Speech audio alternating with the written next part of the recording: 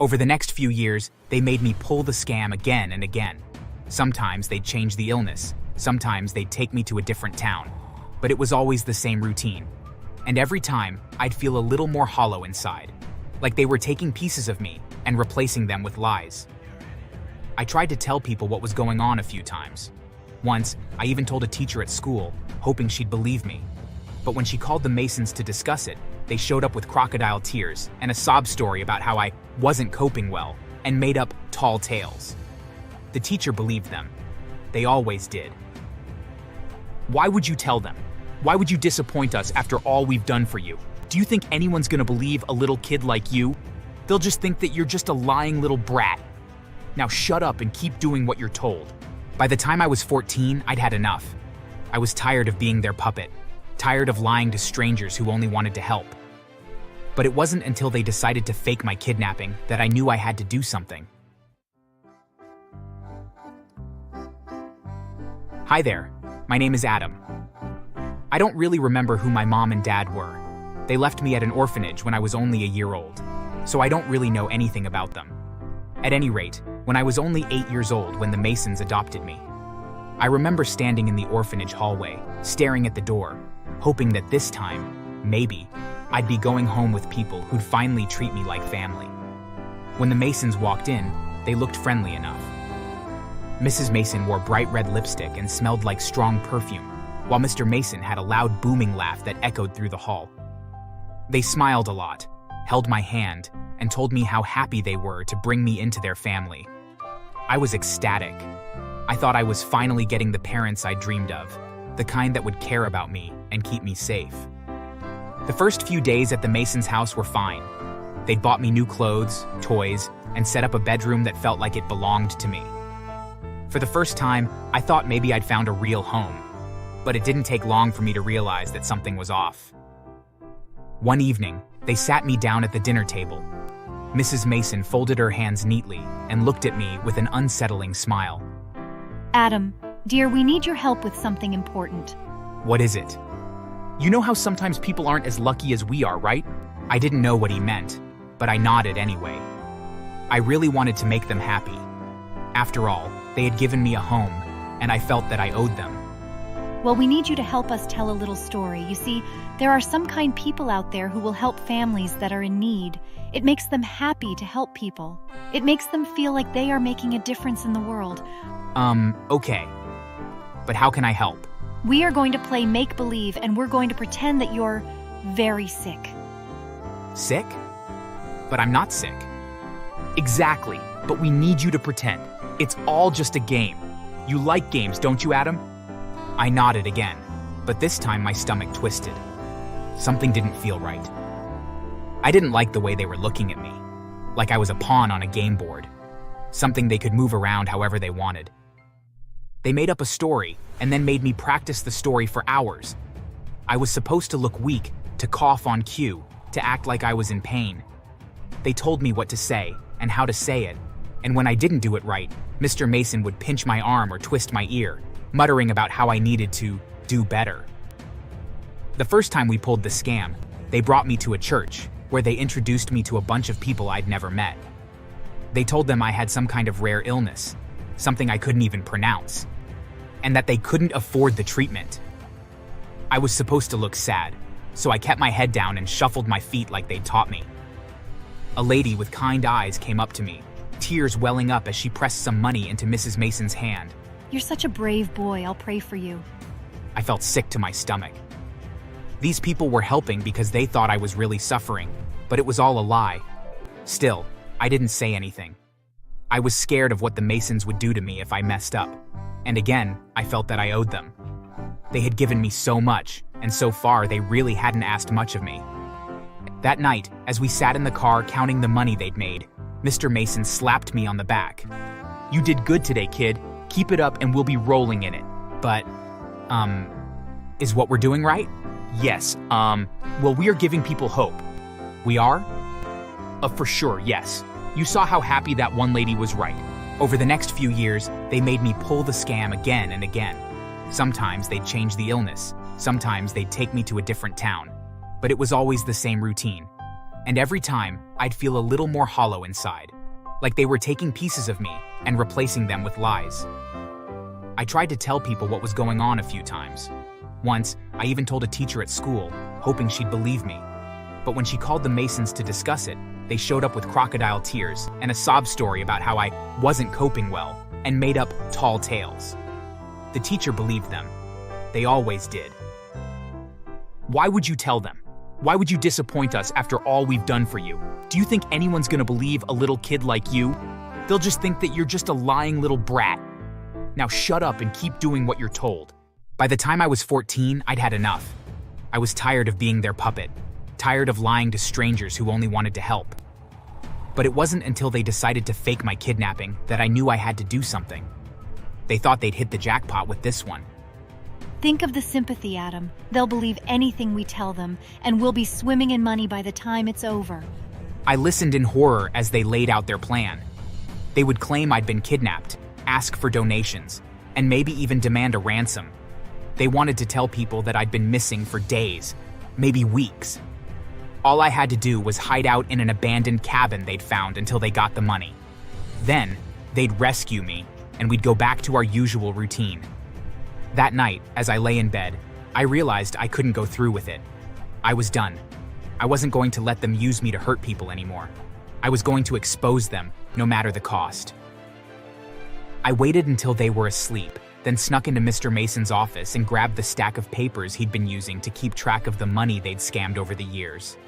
I took pictures of everything with my phone, making sure I had proof of every lie, every con, every disgusting scam they'd run. I never really knew why he kept such records. Maybe it was a pride thing, like he enjoyed seeing how much they had earned over the years. At any rate, I copied everything. I knew I couldn't go to the police directly. They'd think I was just a kid making up stories again. So, I waited and acted like I was going along with the plan. As we had discussed, I went and hid at the cabin, but instead of waiting there, I snuck out and went to the police station and told them what was going on. They were surprised and doubted my words, but then I showed them all the copies of my dad's paperwork. It wasn't enough for them to believe me outright, but it was enough that they agreed to give me the benefit of the doubt. Sure enough, my parents showed up to the police station hours later and told a really sad story about me being kidnapped. The police had me hidden in an office, but I was close enough to hear them filing a report and saying that I had been snatched by a man in a white van and that he had already called them and was demanding a massive sum of money for my return. I nearly laughed at their statements. Meanwhile, the police officers that were with me were scowling. They were disgusted that parents would treat their own child as nothing more than a prop so that they could commit fraud. The police let them believe that the plan was working, but secretly, they were just gathering up evidence. The officers went to our home, making it seem like they were just there to gather any possible evidence that might help them to track down the man that allegedly kidnapped me. Instead, though, they were there to get the original copies of the paperwork that I had mentioned. I had told them where they were hidden, and sure enough, the police found all of it. They then went to the cabin that I was supposed to hiding, and they set up a sting there, so if my parents showed up, that they would be arrested. Sure enough, my parents went on social media and begged people to help them by donating to fund that would pay for the ransom. Once the story got out of hand and began to spread like wildfire, I then went online and posted copies of my father's records. All their misdeeds were public knowledge now. I then made a few videos of myself explaining how they had used me in the past to scam people and that this one was just the latest way to steal from people. The public was outraged, and people were calling them all sorts of names and threatening to hurt them. The backlash they were experiencing was delicious to see. People truly hated them. Some people that had been scammed by them in the past began to report how they were duped to the police, who were already combing through my father's records and were building a massive case.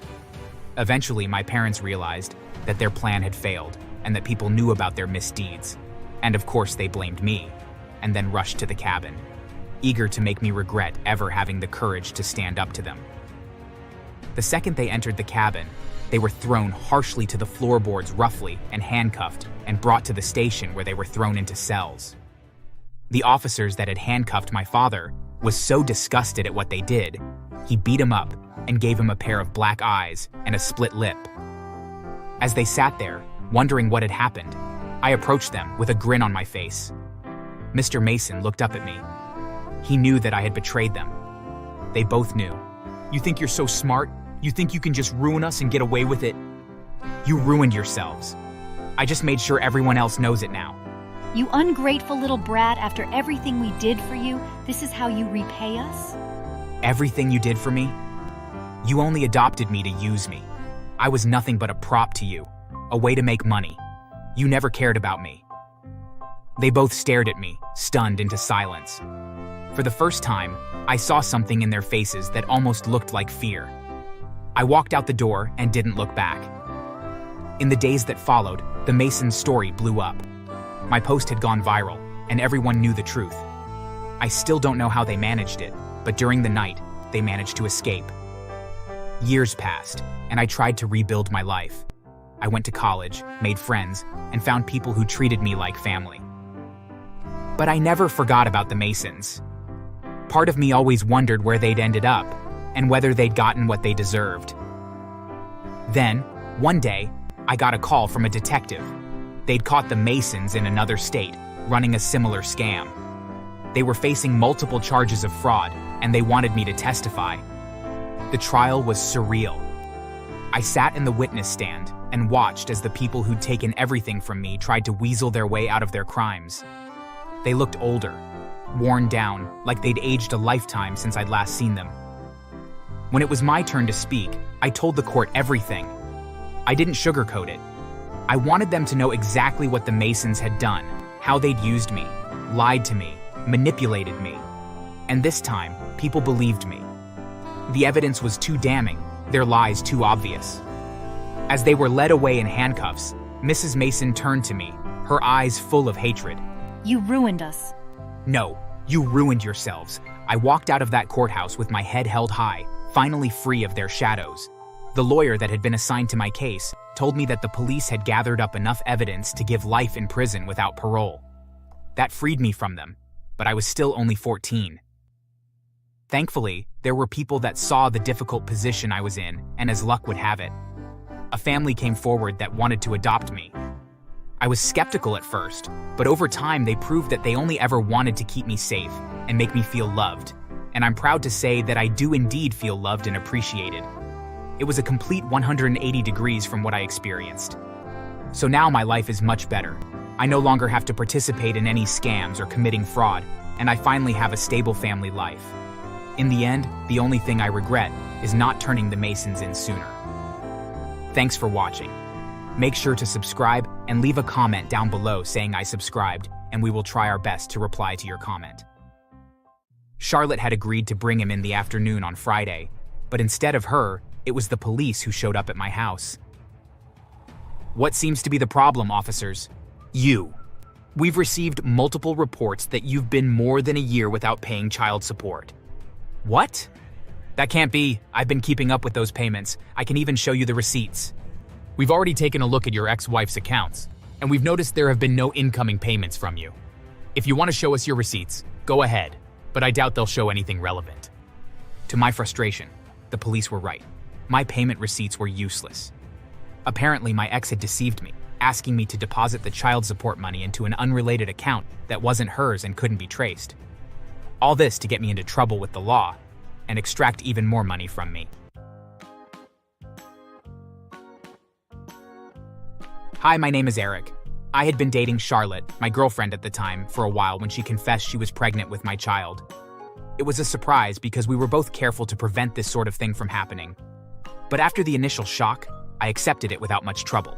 Contraceptives fail, and if Charlotte wanted to have a child, I was okay with it.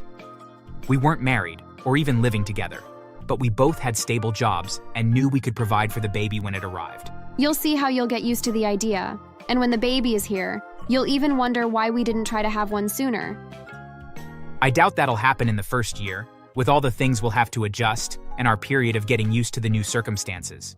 But once I get used to it, sure, why not? We'll be a perfect family, you'll see. Have some faith. Maybe not much else, but faith I had in abundance. During those months of pregnancy, and even a little afterward, once Henry was born and some more time had passed, Charlotte and I were at our best.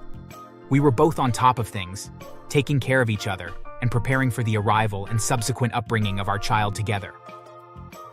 We took some well-deserved vacations when we could, renovated the house so that tasks would be out of the way once we were busy again, and complimented each other doing household chores as if we'd been cooperating for decades.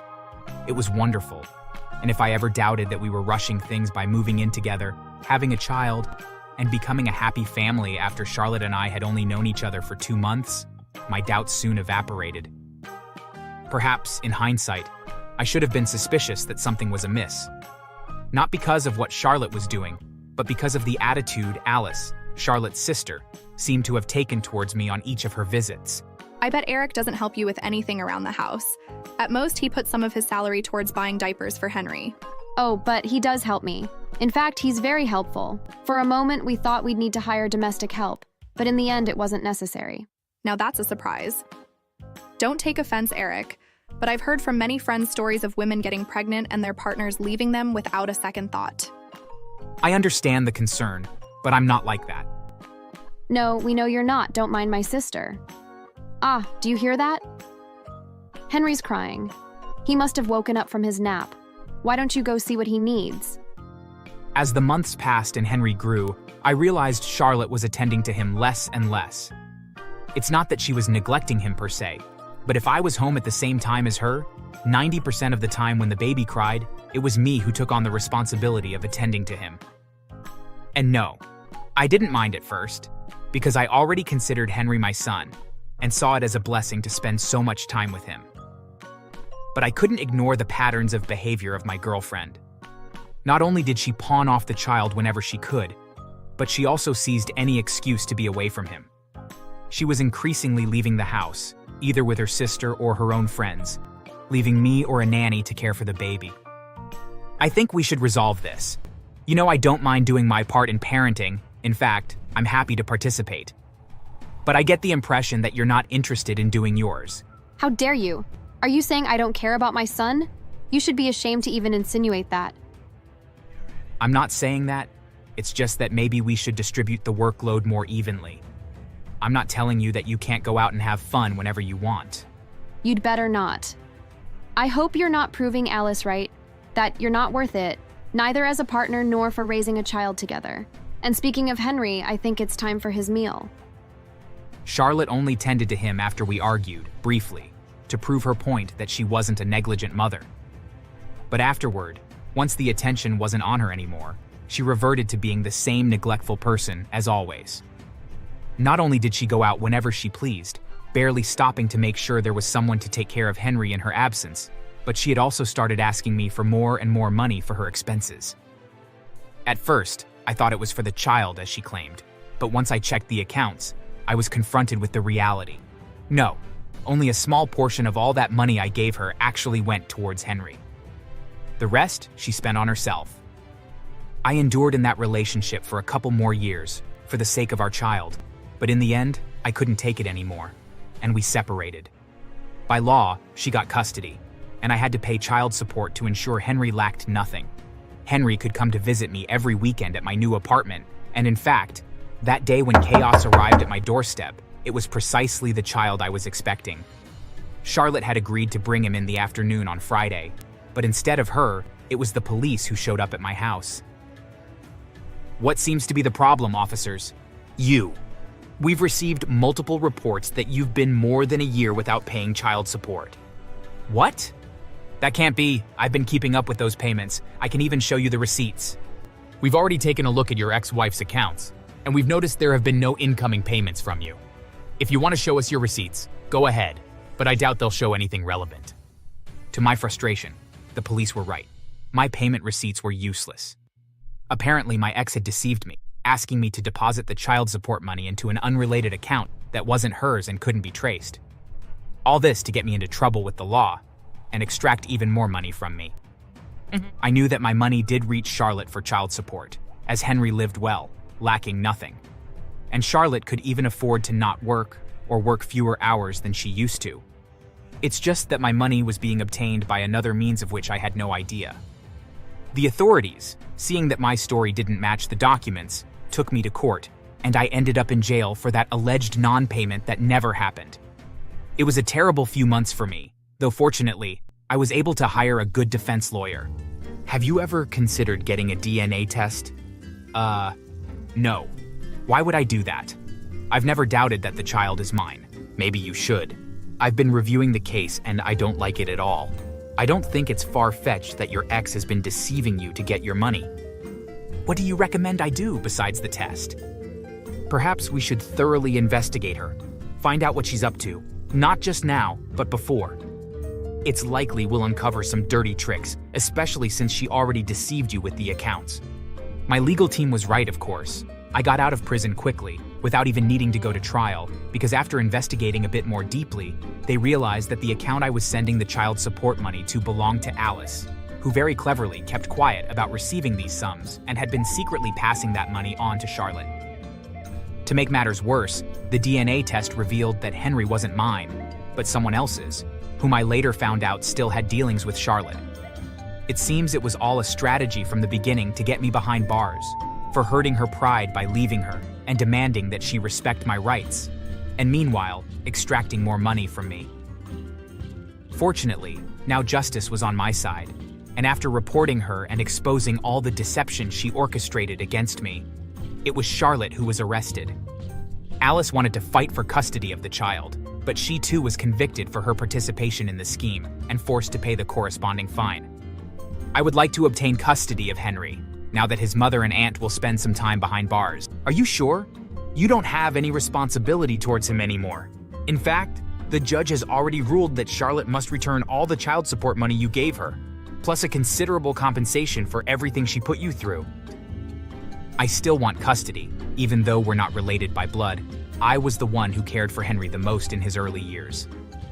I consider him family, and I wouldn't want to lose contact. Not to mention, I was worried about what would become of him if I didn't obtain his legal custody.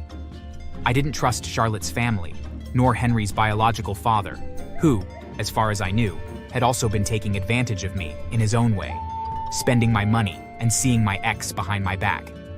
And I feared that Charlotte would soon be released from prison and return to her old tricks. The latter wouldn't happen, as my ex got a hefty sentence.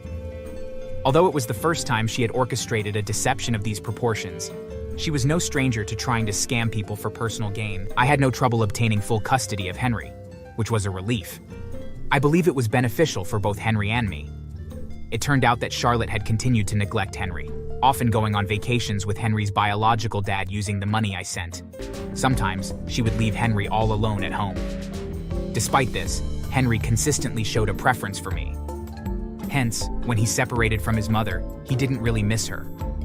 On the contrary, the child adapted quickly to living with me, in a home that turned out to be much healthier than what he was used to.